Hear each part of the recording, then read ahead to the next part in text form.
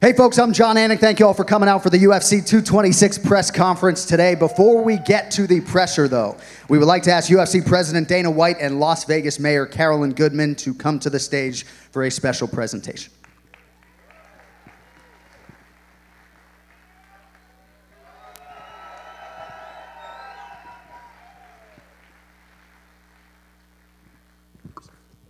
Hi everybody.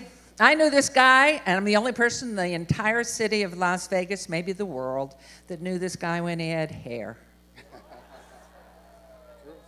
No, I have to tell you. And what a thing he's created for our community. We know it's the hottest ticket in town. We know how many years this has been and how fabulous. Dana has front cover on Luxury Magazine. I slept with it last night, much to the chagrin of my husband, who said, you know, get that guy out of here. But what I have today, well, you're just going to have to take it. Oh, hold on. I can't see. First of all, the lesser of the two. In the city of Las Vegas, this is the 25th year of UFC that has done more for our entire community than anything else. Dana, will you open this, please, and show them it's real? This is Go For It, UFC, Dana White, and the Fertittas. We thank you, and we have declared it. Now, my husband and I came here in 1964 as relative newlyweds. Less than 100,000 people. The only fighting that was done, probably the dogs and cats running around, a little bit of organized crime maybe, nothing else. The only ice was in the cocktail glass, not on the ground for hockey. But you've led the way, professional sports, all the way. You've graduated with a great class of doers that have set Las Vegas afire. And I have for you, now I'm going to ask you to hold the mic.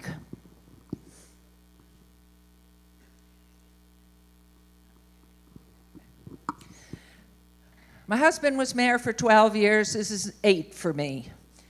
So in the past 20 years, the key to the city of Las Vegas. We don't give it out. This isn't a key to a corridor. This isn't a key to anything. And as you all know, the name Las Vegas is known worldwide. And that's why we treasure the key to the city of Las Vegas. And nobody is more deserved of having that key than this great guy who, along with the Fertittas, built this fabulous sport. So congratulations, Dana. Thank you.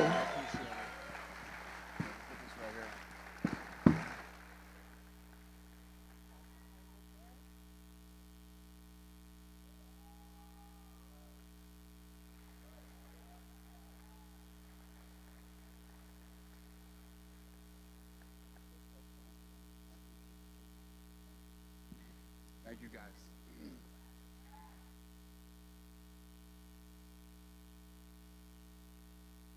We have got some massive news. Stipe Miocic versus Daniel Cormier for the heavyweight world title. This is a super fight of the highest magnitude and one of the best heavyweight matchups in the history of the sport. They call the heavyweight champ the baddest man on the planet. I beat Stipe Miocic and become the heavyweight champion. I'm not only the baddest man on the planet, I may be the greatest fighter of all time, holding 2 belts. That's history. I'm not losing the belt, so I'm keeping the champ. I'm gonna walk out with the belt wrapped on my waist. I'm a better fighter than Stipe. I have nothing to prove. I just like shutting people up. We're gonna go out there and lay it on the line.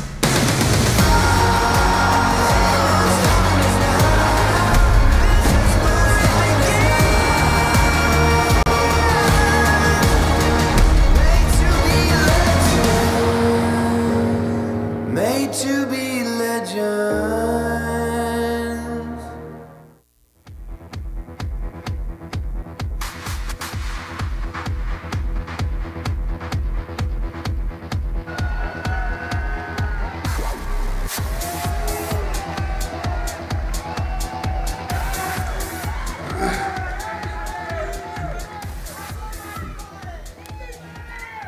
All right, what's up, everybody? Thanks for coming today. We appreciate it. Welcome to International Fight Week. Before we get started, obviously, UFC 226 this weekend. We have the Ultimate Fighter finale this weekend right here at the Palms. And let's get it started. Who's got the first question?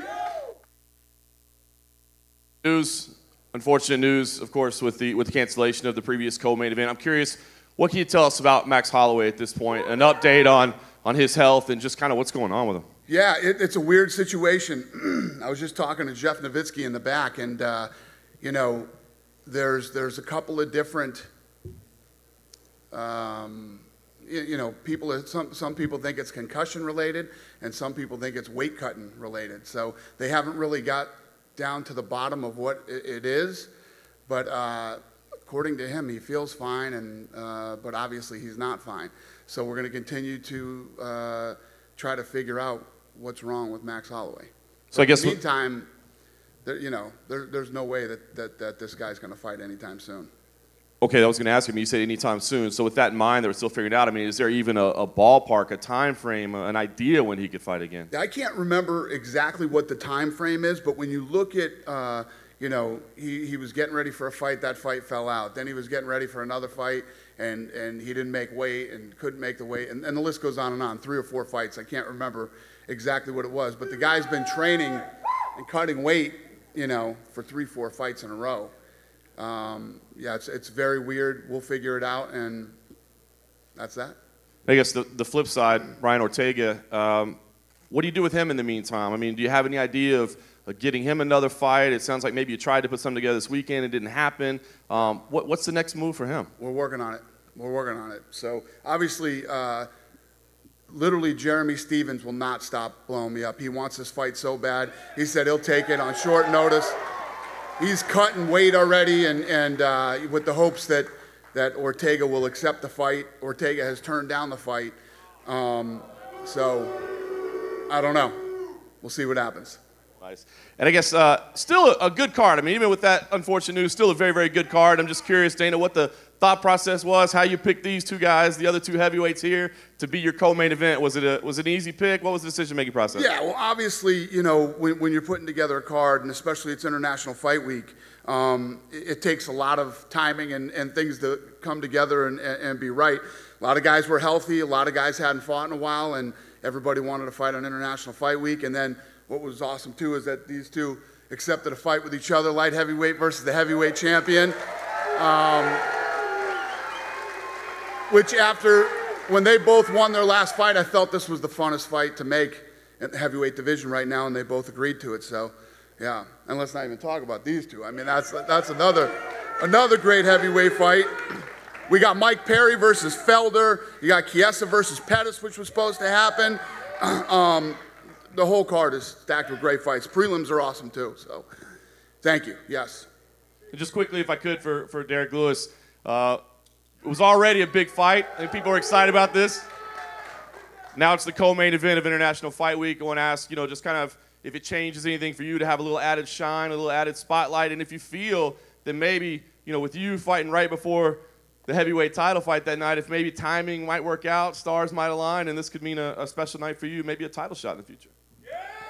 It really don't matter because, you know, I feel like we should have been getting paid pay-per-view points anyway. So everybody really buying the pay-per-view because of me and Francis.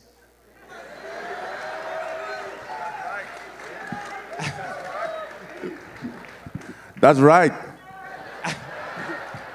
Fair play. Last thing for me, I wanted to ask you, Francis. I mean, there you are now. You're sitting right next to Stipe again, and you know, things worked out that way. I want to ask if you're excited to kind of have this shot again. If you think, you know, maybe an impressive performance against Derek will give you a chance to maybe go against this guy again.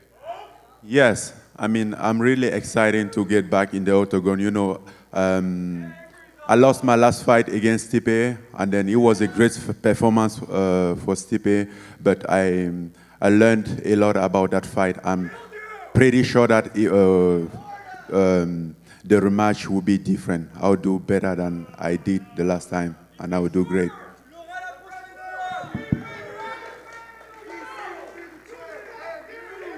DC down here in front to your left. Okay. Everyone always says your next fight is their biggest, but you fought for world titles before. You fought John Jones multiple times. Right here, right now, do you think this is the biggest one of your career? Yeah, this is the biggest fight of my career. I'm fighting the most successful UFC heavyweight champion of all time, the baddest man on the planet. So nothing I've done to this point is bigger than this. Now, the reality is these guys, all great guys, they're sitting up here International Fight Week, and it's a big deal for them, but this is where I've lived. I've lived in these moments since I first started fighting. It's just another fight to me. Saturday, I go fight Stipe, great fighter, great champion, but I win again. One of your teammates, obviously, Cain Velasquez. How much of a part has he played in this camp, I guess, preparing for? He's been massive. I mean, I rely on my partners so much for everything that I do, winning or losing. Those guys give me every part of themselves, my team. They're scattered all through here. 20 people. You know, it takes a village to build a champion, and to get 2 titles, it takes even more. So this performance is dedicated to those people, my family, my wife, and my kids, and my teammates, because without them, couldn't get it done. And I guess we all know Cain's had a lot of injuries as well, right? Yeah. If he hadn't, do you think he would be the heavyweight champion right now? Yes, he would. I tell you, man, listen. These guys, hey, everybody in the heavyweight division, Stipe's been phenomenal. Like, he's a great champion. But I still believe that there's nobody like Velasquez, man. I've trained with him a long time, fought a lot of the best heavyweights in the world, but there's nobody like him. Just one last one. Dana, we have the precedent that when Conor won a second belt, very quickly afterwards, he got stripped of one of those titles. This weekend, Daniel could legitimately get a second belt. Like, what will happen there if he does hold 2 titles? Yeah, it's something we'll talk about, just like we did with Conor. We talked about it and figured out what we wanted to do, and we'll do the same thing with Daniel. Hey, Stipe, how you doing? You know, the big news, obviously, in the sports world is LeBron James is no longer with the Cavs, and people in Cleveland are looking for the next face of Cleveland sports. And how would you feel about that? Would you embrace that? You know, if you could have that kind of moniker? Honestly, I'm just. I mean, LeBron left. It is what it is. But we have so much more. Not just me, but we have the Indians. You know, the Browns are making moves. Finally, hopefully, they can win a couple of games next year. Listen, I'm not being funny. I'm being serious. Like, listen, guys, come on. No, they're really good. I love everything they're about over there, and they made a lot of big moves this offseason. So listen, it is what it is. You know, if they want me, you know, if they put something about me, great. If not, I'm just proud of the city. I love the city and where I came from. Well, how would you feel about that if they put up a poster of you or a big sign of you one day? Oh, that'd be awesome. That'd be sweet. I mean, who wouldn't want that? I mean, I went in my barn to myself because I'm selfish. You know, I look at it all the time. You know, so no, it'd be great though. It'd be great. Hey, Dana, for you, you know, I just asked Stipe, can he be the face of Cleveland sports? But can Stipe be the face of the UFC going forward? But he is, though. I mean, if you've ever been to Cleveland, you know what I mean? They love Stipe in Cleveland, man. He is one of the big guys. He goes to all the games. All the other athletes know him. All the fans know him. He really is that guy. Listen, when the heavyweight champion of the world lives in your city, you know about it, and it's a big deal. You know what I mean? And yes, you know, the guy's got more wins than any other heavyweight championship, you know, for title defenses. And, you know, tonight or Saturday night he's going up against a guy who's never lost at heavyweight. So this is a big fight for both of these guys. It's an important fight. It's a big fight, and yeah, it's a big notch in Stipe's career for sure. DC, for you, what are the challenges of fighting a guy that is 5 inches taller and you has an 8-inch reach advantage on you? I mean, every person I fight is bigger than me. I mean, when was the last time last time I fought somebody I was bigger than was Jeff Munson. That was in 2010. And I felt like Muhammad Ali out there. I had the reach advantage. The only time I've ever had the reach advantage. But it's the same, man. These guys are, they're all the same. I approach them in all the same ways. Somebody asked me earlier, they said, what's your approach to fighting Stipe? It's going to be the exact same thing. I'm going to go forward, try to walk him down and exhaust him. I'm going to try to take him down. I'm going to try to wear on him and pressure fight him. I'm not going to reinvent the wheel 9 years into my career. I'm 5'11" at best with my tall shoes. And I'm a grinder, and that's what I'm going to do to Stipe on Saturday.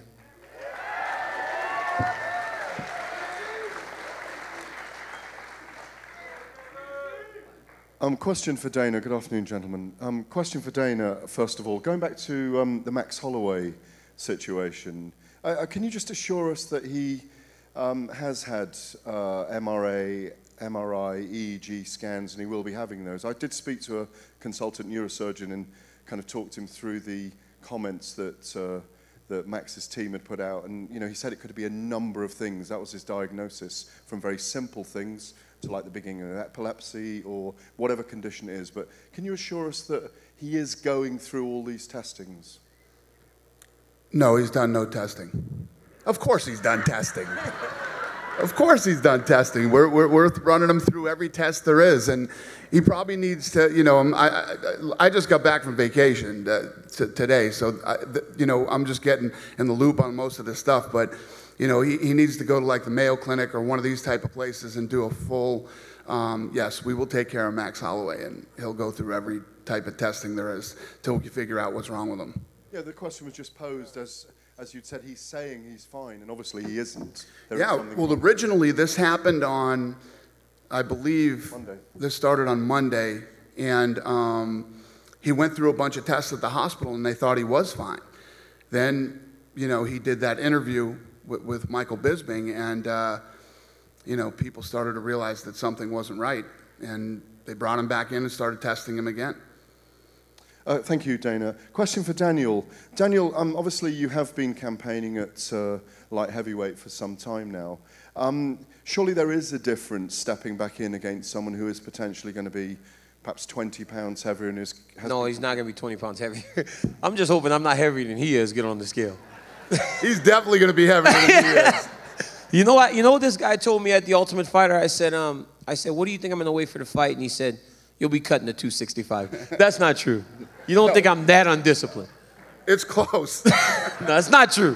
Not true at all. It's going to be close. No, but it's some challenges. Obviously, there were some challenges in training camp early because my weight was heavy and I was trying to spar and train and do everything that I do as a light heavyweight with the extra weight, and it was difficult. I felt my body like I'm more sore. My back is bothering me. But once I got rolling and I started to get into shape, I was like, wow, it feels good to not be essentially malnutrition. I barely get any food when I'm fighting at 205. And then I just had a real moment of clarity that when I was fighting at heavyweight before, I wasn't really training all that hard because I know what I do at 205, and to be able to carry the workload now, I know that I'm training the right way for Saturday. Thank you. A final question for Stipe. Some conventional wisdom is saying, as Daniel's just mentioned, that he may grind you and he may try and take you late and you may kind of gas in the later rounds. Do you feel that you want to get him out of there early to prevent that happening? And will you? Well, I think everyone wants to end their night early. That's the way to go. Who doesn't want to get a knockout and go home early unscathed? I'm going to do whatever I got to do. If it's going to be knockout, decision, submission, I don't really care. I'm going to get my hand raised. That's all I'm looking for.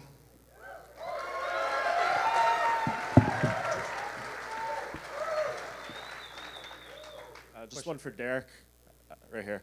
Are you enjoying yourself up there right now? You're kind of shaking your head. You're not laughing at any of the jokes. We've seen you fall asleep at press conferences before. Are you talking about? It's fight week, man. So you're just locked in? Fight week. I'm in beast mode already. Just talking about.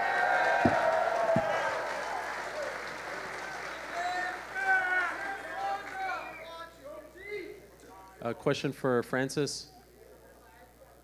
Over here, Francis, going into the Stipe fight, you did a lot of work at the Performance Institute, but I know that this time you did a lot of work with John Wood at Syndicate. Is that your full-time team now? Have you decided that that's your team? Yes, for now that's my full team. I still work at the Performance Institute, but just for my conditioning, and then as a team, I use the Syndicate, and I still also work with my gym in Paris, who is MMA Factory, so they merge together. Okay.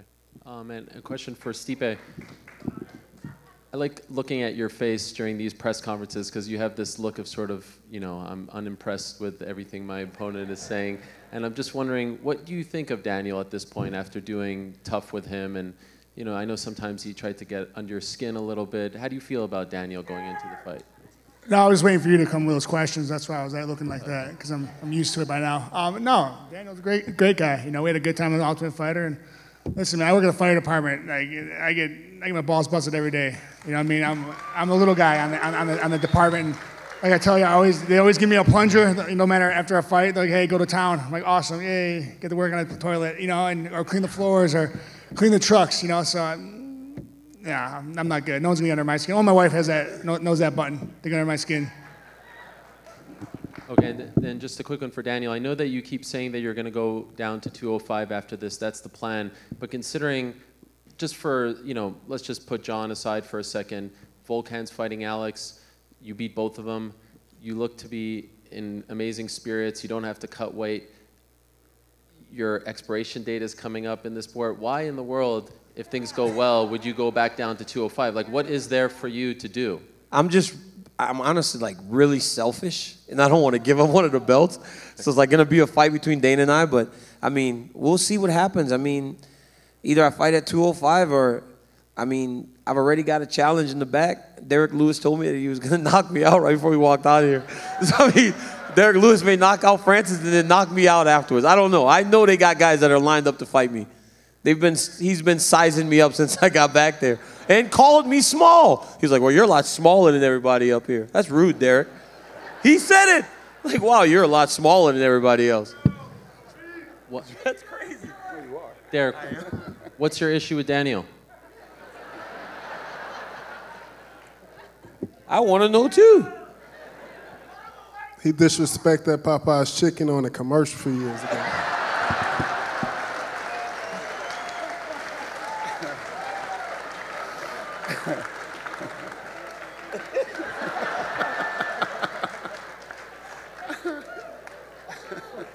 Fair enough. Thank you. Hey, DC, I wanted to ask you if you feel like since you fought at heavyweight, I mean, you do have 3 heavyweights sitting up there on the stage with you. Yeah. Has heavyweight evolved? Is it a different division than it was the last time you were there? Yeah, you know, man, I don't know. I haven't fought there in 5.5 years, you know, so I just know that when I went down, there were things at 205 that I never felt at heavyweight. I mean, Anthony Johnson hit just as hard as any heavyweight I've ever fought, right? Jones did things that I don't think a heavyweight can do. So I've experienced so much at a much faster pace at 205. That's where I feel good about going back up. I know Stipe is a different type of heavyweight, and I know that he's fast, and I know that he's quick, but he's still a heavyweight. And there are things that you see in the lower weight class that you just don't see in this division. It's evolved. It's evolved, but that's why you see guys like him and Kane before him really sprint out ahead of everybody else because they were before their time, and he's the face of the division, as he should be. And he's a great challenge. I'm excited about it.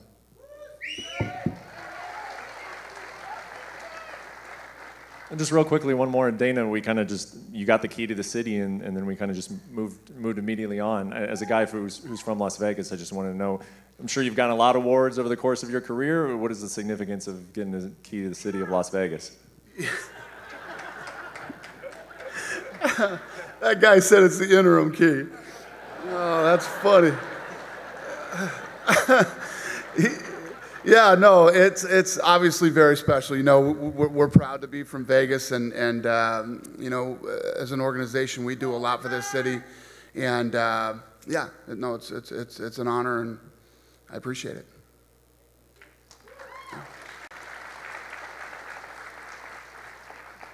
Dana, with Max falling off the card and this happening last year with Amanda on the day of the fight, actually, how frustrated are you with this happening to the fans and, you know, missing some of the fights that they're looking forward to? And is there any kind of things that you can do to, you know, help this process moving forward? Is there any kind of review or procedures or anything like that you're going to change to try to ensure this doesn't happen anymore? It's impossible. It's impossible to ensure what happened to Holloway doesn't happen. It's one of these crazy things. Listen, you're dealing with human beings. People get sick, things happen, you know, it's unfortunate, but it happens. There's nothing you can do about it. I mean, we've done everything you could possibly try to do to make these guys healthier, to give them a safer place to train, and et cetera, et cetera. Eat the right foods. I mean, we have a restaurant at the PI where they can eat for free, and we've done everything that you can possibly do to try to limit this. And is Brian Ortega's answer absolutely no, or does he still have time to change his mind on Stevens? His manager's sitting right in the front row here. Ed Soares is here. All right.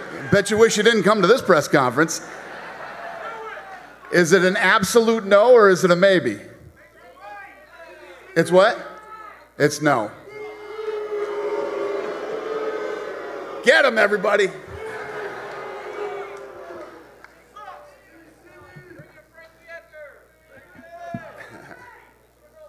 We did talk. Frankie Edgar is a stud. Everybody in this planet knows that. We called him. He said yes, and his family came back and said no. His family was like, there's no way he's going to take this fight. That's an absolute fact. Calm down, sir.